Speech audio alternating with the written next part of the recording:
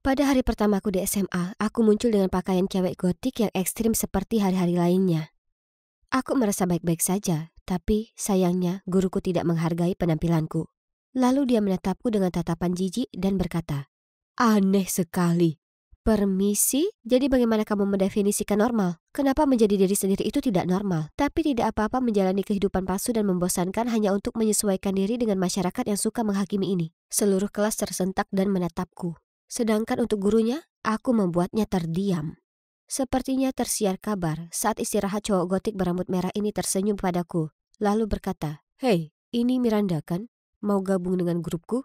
Ya, tidak perlu bertanya dua kali. Orang ini imut.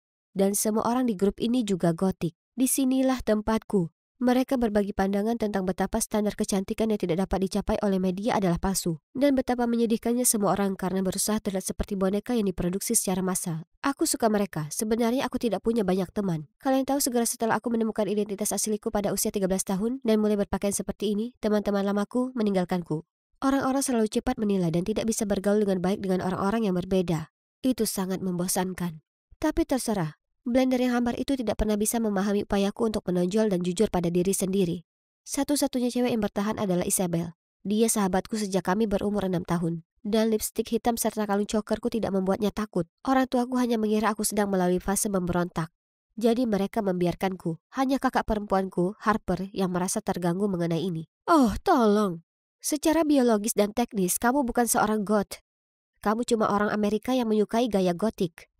Hah, sangat cemburu? Kalian tahu Harper adalah tipe gadis standar di lingkungan kalian, sama seperti orang lain, membosankan. Terserah, karena itu urusannya, aku tidak peduli. Tapi tolong, jangan paksa aku menjadi seperti dia. Oke, kembali ke sekolah. Sejak hari itu dan seterusnya aku bergabung dengan kaum gotik. Mereka semua sangat keren, terutama cowok berambut merah, Ralph. Semakin banyak waktu yang aku habiskan bersamanya, semakin aku tahu kami diciptakan untuk satu sama lain. Jadi, suatu kali aku menceritakan perasaanku pada Isabel dan memberitahunya bahwa aku berencana memintanya menjadi pacarku. Apa kamu yakin? Kamu belum lama mengenalnya dan kamu tidak tahu bagaimana perasaannya terhadapmu. Untunglah Isabel bersikap manis, penuh perhatian dan penuh kekhawatiran seperti biasanya. Tapi ayolah, ini taruhan yang pasti. Tidak apa-apa, Izzy. Aku yang paling keren. Bukan hanya di grupku, tapi juga di sekolah ini. Tidak mungkin dia menolakku. Tidak. Jawaban Rap langsung menusuk hatiku tanpa keraguan sedikit pun. Aku bahkan belum menyelesaikan pengakuan cintaku. Aduh. Melihatku diam dan mulut terbuka lebar, Rap melanjutkan. Dengar, Miranda, gayamu keren sekali dan aku tahu kamu salah satu dari kami. Tapi sejujurnya setiap kali aku berbicara denganku, menurutku itu sangat datar. Lagi pula aku sudah pacaran dengan Erin, jadi sebaiknya kita berteman saja. Datar? Apa maksudnya datar? Dan ya Tuhan, Erin? Sulit dipercaya. Riasan dan pakaian gotiknya tidak sebagus punyaku. Apa yang dia punya tapi aku tidak punya. Marah, aku melangkah pulang, bergegas ke kamarku dan berteriak ke bantal. Mendengar ini, Harper bergegas masuk dan bertanya ada apa. Aku perlu berbicara dengan seseorang, jadi aku menceritakan semuanya padanya. Wow, dia mengangkat alisnya. Kejam, tetap saja. Dia berhenti sambil menggaruk dagunya. Oh, aku tahu dia selalu melakukan hal itu setiap kali dia hendak mengatakan sesuatu yang jahat. Kau tahu, rap itu ada benarnya. Maksudku, daripada menghabiskan 3 jam sehari merias wajah tanpa henti, kamu bisa belajar bagaimana menjadi tidak membosankan. Dia mengangkat bahu. Apa? Diam! Keluar dari ruanganku! Aku dengan marah mendorongnya keluar dan membanting pintu. Tapi kalau dipikir-pikir, bagaimana jika anak-anak lain berhenti berteman denganku bukan karena penampilanku, tapi karena seleraku yang buruk? Nah, itu tidak mungkin terjadi. Harper hanya bersikap konyol seperti biasanya. Jadi aku tetap setia pada diriku sendiri selama SMA dan terus menjalani hidup sesuai keinginanku. Tidak seorang pun yang bisa membuatku berubah pikiran. Ya, aku tahu tahun terakhir itu penting. Itulah sebabnya aku berusaha secara sadar untuk menghadiri pameran pendaftaran perguruan tinggi. Setelah beberapa saat berkeliling, aku mendapati diriku tertarik pada bagian ilmu sosial di salah satu universitas. Ini dia. Inilah jurusan yang ingin aku ambil. Menyenangkan sekali.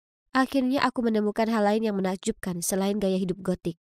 Malam itu aku meminta Harper untuk mengambil fotoku untuk dikirimkan bersama file pendaftaranku. Dia menatapku dengan pandangan kotor dan menjawab, Kamu benar-benar berpikir mereka ingin mewawancarai seorang siswa yang sepertinya termasuk dalam kastil Dracula? Tidak, dia tidak hanya mengatakan itu. Sungguh tidak sopan. Kenapa kalian begitu peduli dengan penampilan? Kalian memilih seseorang karena isinya, bukan permukaannya. Ya, jika penampilan tidak begitu penting, kenapa kamu tidak berhenti marah-marah, ganti pakaian, dan mengambil foto sederhana saja? Harper meninggikan suaranya. Berdebat dengannya tidak ada gunanya. Jadi aku berlari kembali ke kamarku dan mengunci diri di sana selama 2 hari penuh. Aku benci dunia ini. Aku mempunyai banyak waktu untuk berpikir, yang membuatku sadar kalau aku memang ingin mengambil jurusan ilmu sosial. Jadi aku memutuskan untuk mendengarkan Harper, menghapus riasanku, menata rambutku, dan meminjam pakaiannya untuk foto itu. Oh, Tuhan. Tidak, aku bahkan tidak bisa melihat ke cermin. Aku kelihatan mengerikan. Tapi Harper berpikir berlebihan. Aku menyuruhnya untuk mengambil foto bodoh itu saja. Tapi dia berlari dan menyeret orang tuaku, yang bersorak dan bertepuk tangan saat melihat penampilan baruku. Kamu terlihat sangat cantik, sayang. Ibuku memegangi dadanya. Apakah itu air mata di matanya? Ya ampun, ini sangat timpang. Ini bukan aku. Aku bukan gadis remeh dan berpenampilan membosankan. Segera setelah Harper mengambil foto, aku bergegas menuju pintu, sangat ingin kembali ke penampilan gotikku. Ayolah Miranda, kedua orang tuaku meraih tanganku. Kamu terlihat jauh lebih baik dengan cara ini. Tapi ini bukan aku. Kalau tidak gotik, aku akan kehilangan diriku sendiri. Aku menepisnya. Beberapa minggu kemudian aku mendapat balasan dari pihak universitas. Aku berhasil lolos ke tahap wawancara online. Wow, tapi kali ini aku tidak akan mengubah diriku sendiri. Selama wawancara, seorang profesor bertanya kepadaku tentang pengalaman sosialku, seperti pekerjaan paruh waktu atau layanan sukarelawan sosial. Aku belum melakukan apapun. Aku pernah memikirkan hal itu sesekali, tapi karena penampilanku yang gotik, aku tidak bisa bekerja dimanapun. Aku mengakui hal itu kepada profesor dan dengan bangga mengumumkan, menjadi gotik adalah identitasku yang sebenarnya. Beberapa minggu kemudian aku menerima email tanggapan mereka. Harper, Isabel, dan orang tuaku berkumpul di sekitarku di ruang tamu. Tapi, oh tidak, aku bergumam begitu aku membuka email. Mereka menolakku. Aku berdiri dan sambil menangis berlari kembali ke kamarku, sementara Isabel mengikutiku. Jangan khawatir, Isabel duduk di sampingku dan mengusap lenganku. Mereka masih buka pendaftaran lagi di musim gugur, jadi kau masih punya beberapa bulan lagi untuk bersiap. Aku tidak membutuhkannya lagi, tinggalkan aku sendiri. Aku pasti membuatnya takut karena dia diam-diam pergi setelah itu. Keesokan harinya aku sangat kecewa, jadi aku pergi menemui teman-teman gotikku. Tentunya mereka akan membuatku merasa lebih baik, kan? Orang-orang itu konyol, tapi tidak ada yang bisa menghentikan kita untuk menjadi diri kita sendiri. Ralph berkata dengan gagah berani. Ya, aku tidak merasa lebih baik, tapi setidaknya ada seseorang yang sependapat denganku. Masih dalam suasana frustrasi, aku kemudian melewatkan makan malam dan langsung menuju kamarku. Harper kemudian masuk ke kamarku dan berbicara kepadaku dengan nada serius. Berhentilah merajuk. Aku telah melihat email itu dan profilmu. Inilah faktanya. Mereka tidak menolakmu karena kamu seorang gotik. Mereka menolakmu karena kamu cuma orang yang malas dengan nilai di bawah rata-rata dan tidak memiliki pengalaman sosial apapun. Aku melemparkan bantalku padanya, meminta dia meninggalkan kamarku sekarang dan tidak pernah kembali. Tapi malam itu aku tidak bisa tidur. Kata-katanya menggangguku. Entahlah, mungkin dia benar. Maksudku, aku kira aku bisa berbuat lebih banyak untuk membantu kasusku. Karena aku benar-benar ingin belajar jurusan itu di universitas itu. Jadi keesokan harinya aku mulai mencari pekerjaan paruh waktu. Tapi di mana-mana dibutuhkan seragam yang kotor dan penampilan yang layak. Astaga, ayo, aku tidak bisa. Aku merasa sangat buruk menjadi sesuatu yang bukan diriku sendiri. Aku hampir menyerah ketika Isabel mendatangiku dan berkata, jadilah kuat, pikirkan tentang perguruan tinggi impianmu dan masa depanmu. Dia menepuk punggungku. Ini cuma sementara, oke? Dia teman yang manis. Baiklah, aku harus bangkit kembali. Dengan sabar aku terus mencari dan akhirnya, sebuah kafe menerimaku sebagai pelayan. Tentu saja tidak ada penampilan gotik. Suatu malam sepulang kerja, aku hendak pulang ketika aku bertemu dengan kelompok gotik. Hai teman-teman, aku dengar yang menyapa mereka. Ada acara apa malam ini? Melihat tatapan bingung mereka, aku berkata, ini aku, Miranda. Mereka tertawa terbahak-bahak. Serius? Miranda? Apakah itu benar-benar kamu? Kemudian beberapa dari mereka mengeluarkan ponselnya dan mulai mengambil foto. Instagramku akan menyukai ini. Sementara yang lain terus mengejekku. Ini sungguh memilukan. Aku pikir mereka adalah teman-temanku. Kenapa mereka tidak memberiku waktu sedetik pun untuk menjelaskan? Kini ternyata merekalah orang-orang yang paling menghakimi. Sungguh sekelompok teman yang beracun. Aku tidak akan membuang waktu untuk berkumpul dengan mereka lagi. Pelajaran didapatkan. Selama beberapa bulan berikutnya, aku fokus bekerja di kafe dan bergabung dengan sekelompok anak muda yang aktif, membagikan makanan untuk para tunawisma dan membantu para perawat di panti jompo. Aku telah mengalami begitu banyak hal baru, dan sejujurnya, aku sudah terbiasa dengan penampilan yang biasa-biasa saja ini. Sebenarnya ada satu orang di kelompok sukarelawanku. Dia bernama Roger, dan aku mungkin sedikit menyukainya.